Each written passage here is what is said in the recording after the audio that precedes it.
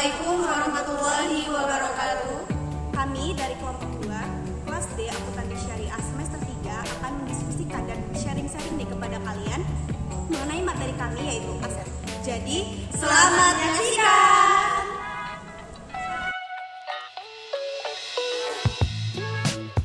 Oh ya teman-teman, minggu ini kan kita ada tugas presentasi nih, yaitu mata kuliah Bank dan Lembaga Keuangan Syariah. Nah, jadi materinya itu tentang aset. Nah, aku sendiri itu belum ngerti apa itu aset. Mungkin di sini ada nggak sih yang paham apa itu aset? Mungkin aku yang bisa dijelasin tentang aset itu, yang aku ketahui tentang aset. Aset itu kan kayak dia tuh sebuah kekayaan yang dimiliki oleh perusahaan, terus lalu sifatnya dia tuh permanen gitu, dan digunakan dalam jangka panjang serta memiliki nilai yang cukup berarti. Nah, dalam aset sendiri ini terbagi menjadi dua macam. Yang pertama itu aset berwujud dan aset tidak berwujud. Nah, untuk aset berwujud ini dia tuh memiliki bentuk secara fisik gitu dan digunakan dalam kegiatan operasional perusahaan itu sendiri. Nah, karakteristiknya kan udah jelas, berarti kalau misalnya aset berwujud ini ada bentuk fisiknya dan dia tuh digunakan dalam kegiatan normal perusahaan. Mungkin itu aja sih yang bisa aku sharing dan aku jelasin tentang aset itu. Masih ada yang kurang paham nggak? Aku sih mau nanya. Ya, sebenarnya Kan kamu kan udah jelasin ya aset yang berwujud sama. Nah, bisa nggak kasih contoh gitu aset berwujud itu? Oke. Contohnya ya sebenarnya. Nah, untuk contohnya sendiri itu aset berwujud itu contohnya seperti tanah, bangunan atau gedung, kendaraan, mesin, intinya tuh yang bisa berkaitan gitu yang digunakan dalam perusahaan itu sendiri. Nah, udah itu yang bisa aku kasih contohnya. Nah, ini kan tadi kan soal aset berwujud. Tadi kan kamu udah jelasin ada aset berwujud sama aset tidak berwujud. Lalu apa sih aset tidak berwujud itu? Ada yang tahu nggak sih? Aku mau nanya gini, kalau untuk aset tidak berwujud ya, kan tadi udah jelasin nih kalau aset itu ada dua, aset berwujud sama tidak berwujud. Nah, Eva udah jelasin aset berwujud. Nah, kalau untuk aset tidak berwujud itu sendiri tuh aset itu yang umurnya panjang gitu, dan dia juga tuh memberikan manfaat bagi untuk perusahaan. Nah, tapi dia tuh nggak ada fisiknya gitu, nggak ada wujud fisiknya. Nah, ada pun karakteristik dari aset tidak berwujud ada tiga nih. Yang pertama, tidak berwujud ternyata udah jelas dong sesuai namanya, aset tak berwujud. Jadi itu ada wujudnya kan. Nah, tapi walaupun aset tak berwujud ini nggak ada wujudnya, itu tuh memiliki peran penting gitu bagi suatu perusahaan gitu. Karena gini, apabila suatu perusahaan itu ingin meluas pesat gitu ya, ingin berkembang, nah dia tuh harus memiliki aset tak berwujud, harus memiliki nilai yang tingginya gitu. Nah, kemudian ada yang kedua nih, jadi aset yang bersifat jangka panjang. Dia udah jelas bahwa aset ini yang lebih dari 1 tahun, makanya jangka panjang. Nah, kemudian yang ketiga, aset yang bersifat instrumen keuangan gitu. Jadi aset ini aset yang umurnya panjang dan memberikan manfaat. Nah, jadi aset ini didapat dari klaim, kemudian kas yang dimasukkan ke perusahaan dari subjek yang mengklaim tadi gitu.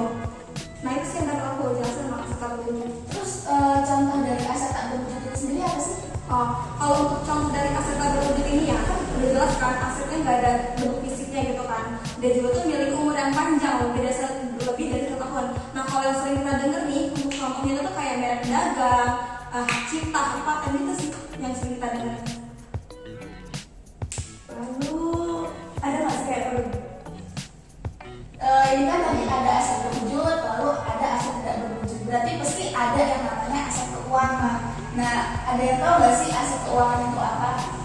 Nah, kan tadi Eva sama Rianti kan udah jelasin tuh tentang aset berwujud sama aset tidak berwujud.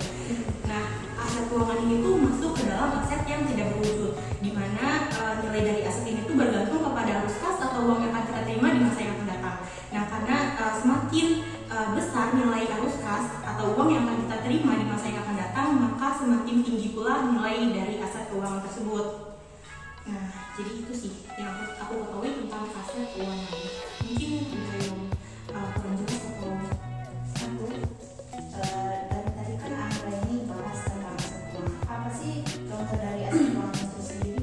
Nah, kalau yang aku ketahui juga tentang contoh dari aset keuangan itu tuh kayak saham contohnya itu, terus ada obligasi, terus ada reksadana, terus ada deposito, dan masih banyak lagi sebenarnya.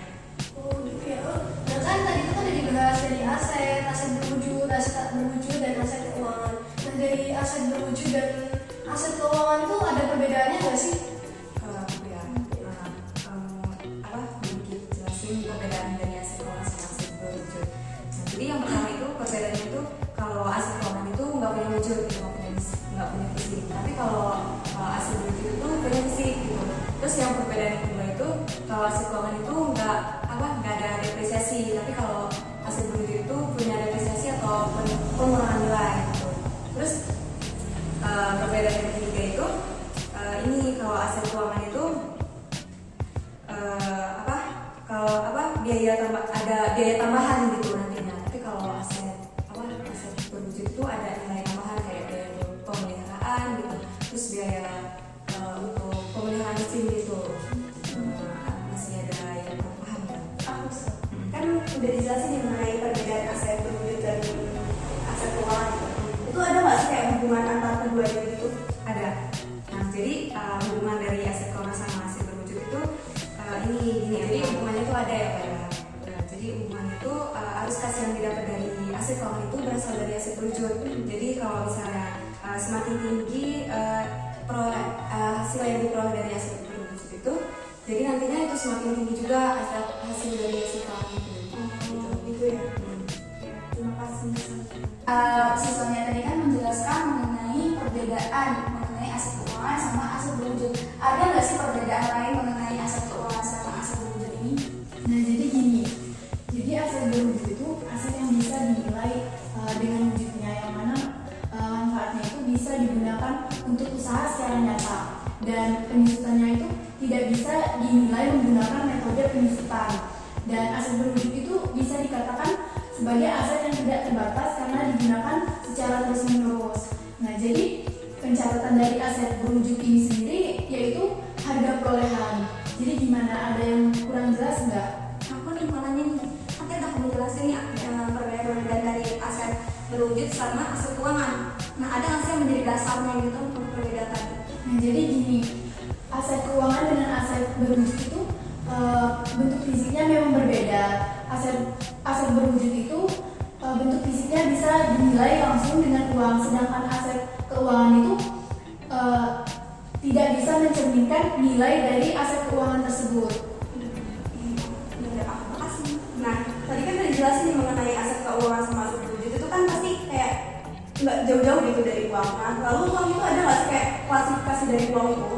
Aku tahu juga nih tentang klasifikasi uang tuh ya. Nah, jadi sebelum kita tahu tentang klasifikasi uang, kita tuh harus tahu uang itu apa. Nah, uang itu tuh alat transaksi yang digunakan untuk pembelian barang maupun jasa.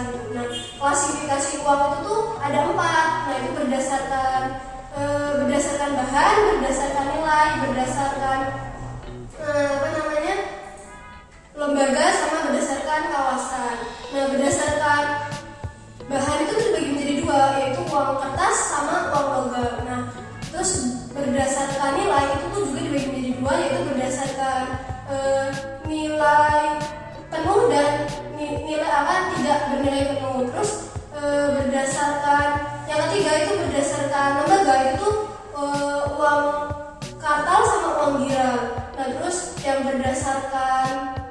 keempat itu berdasarkan lembaga, berdasarkan kawasan, itu tuh uang lokal, uang regional sama uang internasional. Jadi di sini masih ada yang mau ditanyain atau ada yang paham?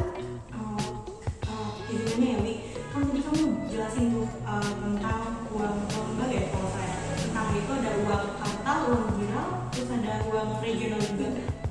Jadi apa sih perbedaan dari ketiga uang tersebut? Nah, tadi kan nanya tentang uang kartal, uang giral, sama uang regional ya. Nah, uang kartal itu tuh uang yang diterbitkan oleh bank sentral, berupa tuh uang kertas sama uang logam. Nah, uang giral itu uang yang diterbitkan oleh bank umum, itu seperti cek, giro, sama kredit card. Nah, sedangkan uang regional itu tuh uang yang berlaku di suatu wilayah yang lebih luas dari lokal, tapi tidak seperti internasional. Kalau internasional lebih luas lagi gitu. Terima kasih nih. Iya. Jadi kan kita dijelasin nih klasifikasi uang. Terus ada tahu nggak sih fungsi uang itu apa? Izin jawab ya. Fungsi uang itu ada 2. Yang pertama itu fungsi uang asli. fungsi uang asli itu dibagi menjadi 3 bagian, yaitu sebagai alat tukar, alat penyimpanan nilai, terus satuan itu. Terus yang kedua itu sebagai fungsi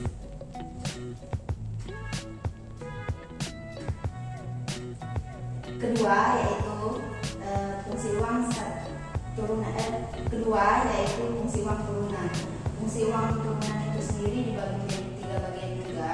Yang pertama itu sebagai alat pemindahan kekayaan, kedua itu sebagai alat peningkat ekonomi, dan yang terakhir itu sebagai pembayaran hutang. Jadi itu aja sih yang aku ketahui. Dari fungsi uang yang Jenny jelasin tadi tuh, fungsi uang sebagai alat pemindah kekayaan itu apa sih? Oke. Fungsi uang sebagai alat pemindahan kekayaan itu contohnya kayak gini ya. Kita itu kan niatnya mau pindah dari desa ke kota. Gak mungkin kan kita dari desa itu bawa rumah. Pasti rumah itu kita jual dulu. Jadi hasil penjualan itu kita beli lagi rumah yang ada di kota. Ya itu sih yang saya ketahui. Nah ini tadi kan udah ada klasifikasi uang sama ada yang namanya fungsi uang. Nah di antara berdua itu ada juga yang namanya sistem keuangan. Kalau sistem keuangan ini itu tuh itu dia berfungsi adalah tatanan suatu negara, tatanan perekonomian suatu negara yang menyediakan fasilitas jasa-jasa di bidang keuangan kayak misalnya pasar modal, habis itu pasar keuangan. Fungsi sistem keuangan itu dia tuh untuk mengalokasikan sumber dana loh. Sumber dana itu yang mengalami defisit yang mengalami surplus kepada pihak yang mengalami defisit. Jadi itu tadi yang mengenai sistem keuangan. Ada yang belum nggak mengenai sistem keuangan aku? Nah, lalu gimana sih suatu sistem keuangan itu bisa dikatakan stabil? Nah, sistem keuangan yang stabil ini dapat mengalokasikan sumber dana yang terjadi sehingga tuh dapat mencegah berbagai gangguan perekonomian pada suatu negara. Jadi itu tadi ya mengenai sistem keuangan. Kita tadi kan membahas mengenai aset keuangan. Aset keuangan ini tadi kita tuh membahas mengenai aset berwujud, lalu ada aset tidak berwujud, lalu ada sistem keuangan, perbedaan dari sistem keuangan dan aset berwujud, lalu ada yang namanya klasifikasi uang, lalu ada fungsi uang, ada juga yang namanya sistem keuangan ini tadi mengenai aset keuangan. Jadi pada intinya aset keuangan itu sangat berfungsi banget gitu loh bagi suatu perusahaan atau bukan sebagai suatu negara. Jadi itu ya materi kita. Iya, ini materi kita tentang Paluti tadi. Jadi udah paham semua kan? Udah, insya Allah. Semoga bisa kita presentasinya bisa bagus nih. Amin.